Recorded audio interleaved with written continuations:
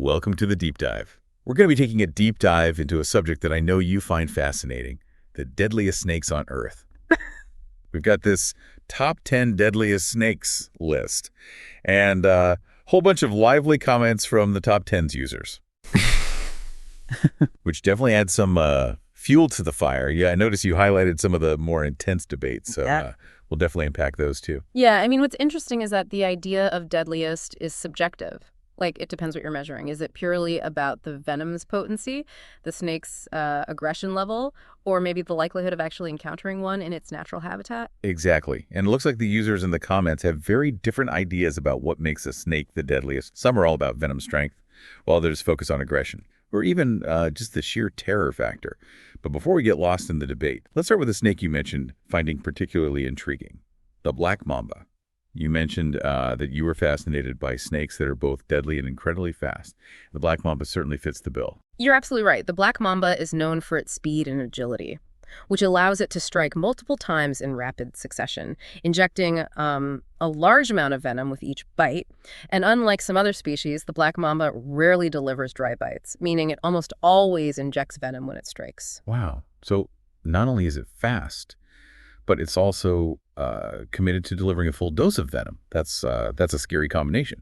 The source even compares its speed to a racehorse and mentions that it can actually lift a third of its body off the ground when striking.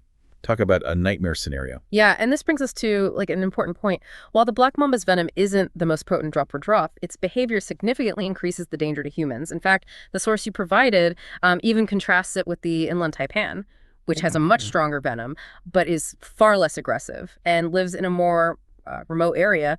Yeah, you mentioned in your notes that venom potency is like a key factor for you in determining a snake's deadliness.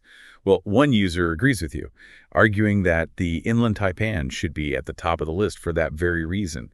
They even included a detailed breakdown of different venom types and LD50 values, which I know you'll appreciate. Yeah, if we're going purely by venom strength. But inland taipan is the undisputed champion. Its venom contains a complex cocktail of neurotoxins, hemotoxins, and myotoxins, targeting the victim's nervous system, blood clotting, and muscles. It's designed to immobilize and kill prey quickly and efficiently. But as you pointed out, the inland taipan is actually quite shy and reclusive, rarely coming into contact with humans. So it's a case of incredible power, but rarely used, kind of like a nuclear weapon sitting in a vault. But there are other snakes, like the black mamba, that might not have the strongest venom, but are far more likely to use it. Speaking of snakes with a reputation for being dangerous, the king cobra always seems to be in the conversation. You highlighted a section about its supposed intelligence and venom control, which I found intriguing. Is there any truth to that? Intelligence in snakes is a complex concept. They don't think the way we do, but they do display remarkable learning abilities and complex behaviors. The king cobra, for instance, can recognize individual humans and remember past encounters. As for venom control, it's less about conscious decision-making and more about efficiency. Conserving venom is crucial for survival, as it takes time and energy to replenish. I guess you could say even snakes believe in efficiency. But seriously, it makes sense from an evolutionary standpoint. Why waste precious venom if you don't have to? But I can't help but wonder if those Animal Planet producers knew about this venom conservation strategy when they ranked the king cobra as the deadliest snake, supposedly beating out even the inland taipan. That does make you question their methodology, doesn't it? But it's a great example of how subjective these rankings can be. Now, let's shift gears from venomous snakes to something completely different. Constrictors. You were particularly interested in the green anaconda, and I have to say, the source material does paint a rather terrifying picture. Oh yeah, the part about an infant anaconda squeeze feeling like a Harley Davidson on your chest, and a mature one being like a double-decker bus, that really captured my imagination and probably sparked a few nightmares. How does a creature even survive that kind of pressure? Constriction is a fascinating, albeit gruesome, hunting strategy.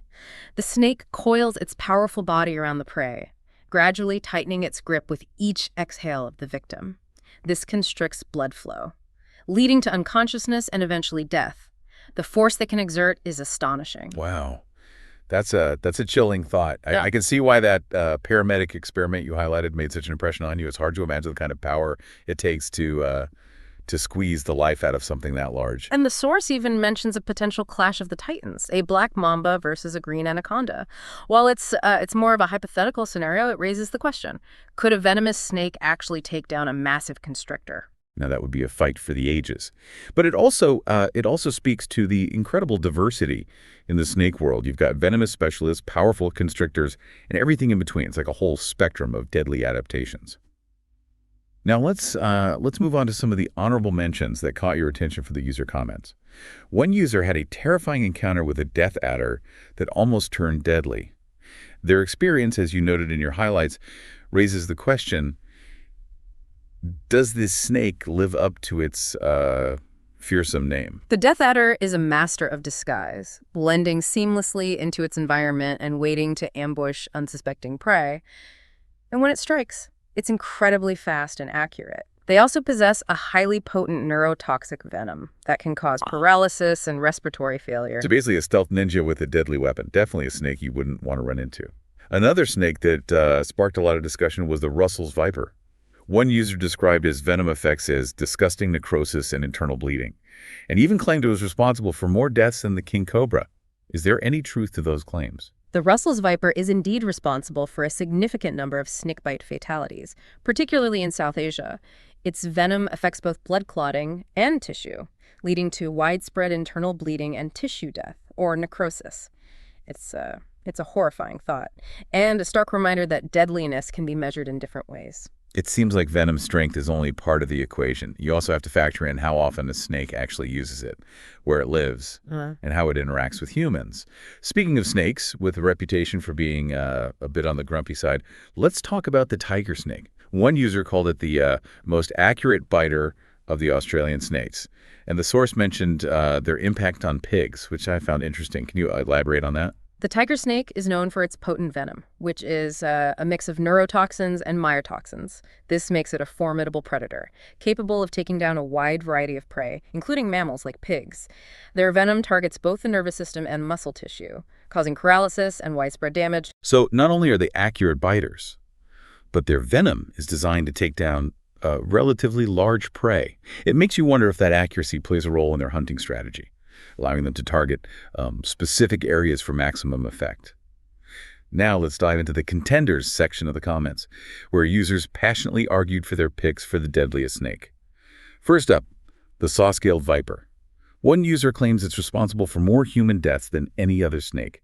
What are your thoughts on that? Well, while the saw-scaled viper is undoubtedly a dangerous snake, especially in certain parts of its range, it's difficult to make definitive statements about snakebite fatalities. Data collection in many parts of the world is incomplete.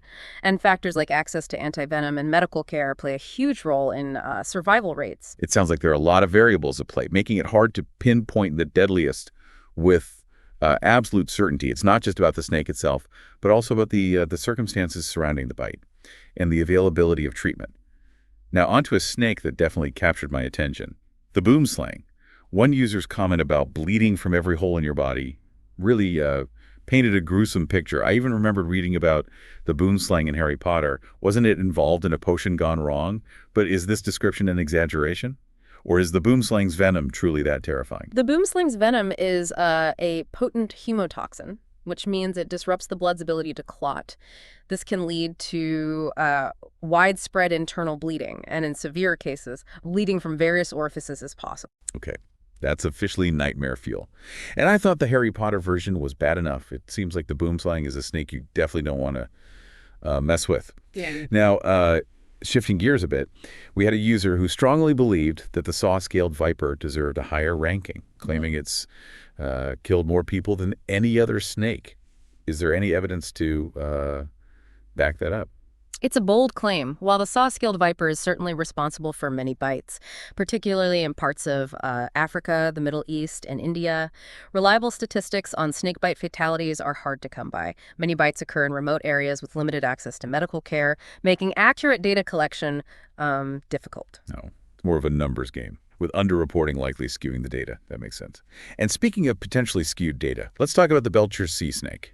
The source mentions a claim that 1 milligram of its venom could kill 200 men. That's a pretty staggering statistic. But how do they even measure something like that?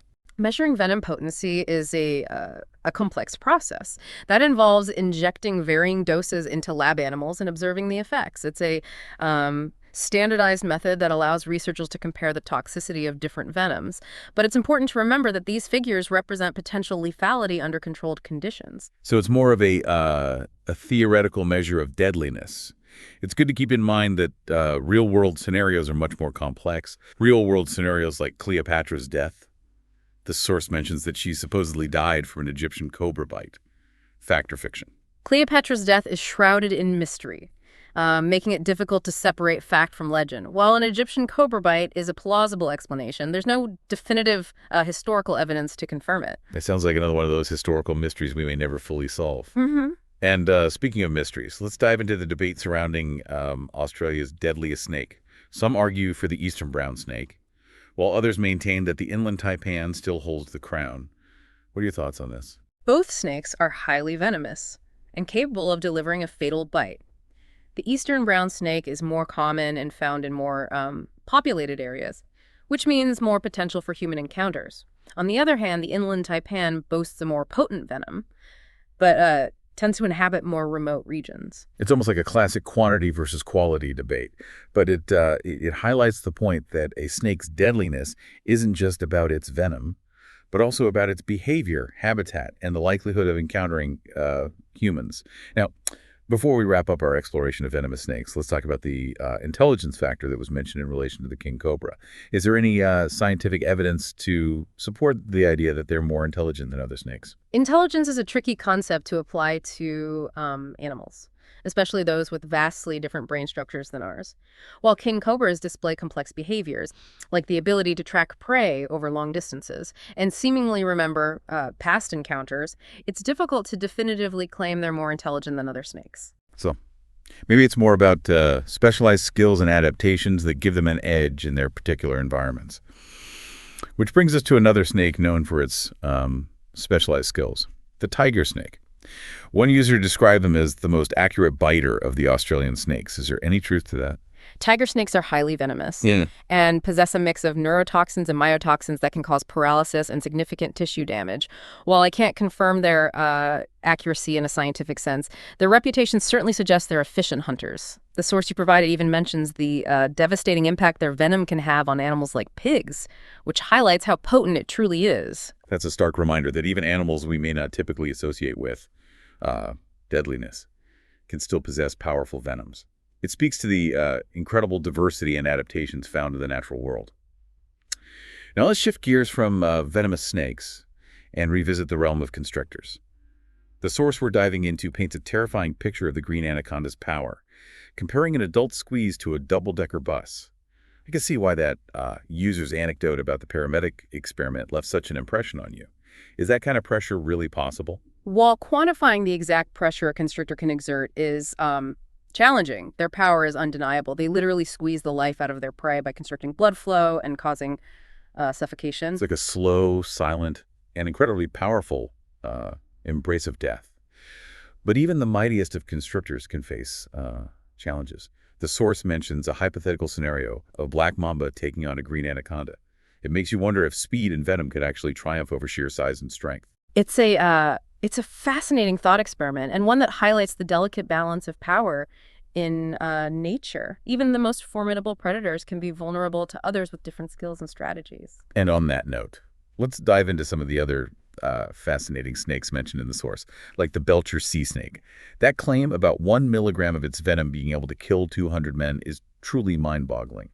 How do researchers even go about measuring something like that?